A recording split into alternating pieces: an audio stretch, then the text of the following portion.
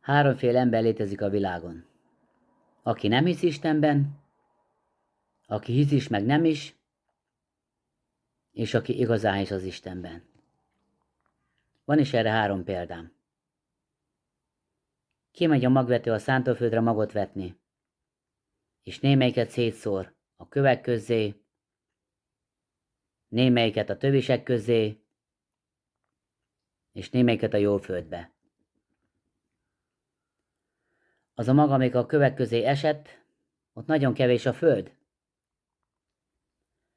Mivel kevés a föld, hamar ki is bújik, de nincsen gyökere, és elpusztul.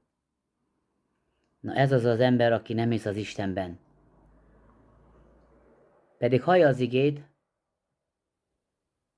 de mivel a sátán tudja, hogy nem hisz az Istenben, jön és kitépi a szívéből, hogy ne higgyen.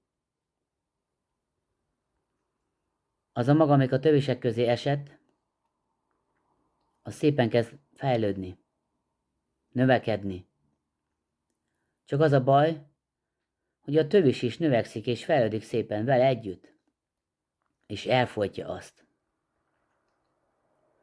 Na ez az az ember, aki hisz is, meg nem is.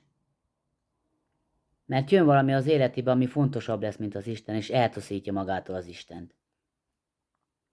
Ilyen a hatalom, a pénz, vagy a barátok. Az a maga, amelyik a jó földbe esett. Na az hallja igazán az igét. És ott lesz jó termés. Mert annak a hite megmarad, és bármi jöhet az életébe, mindig hinni fog a világ végezetéig.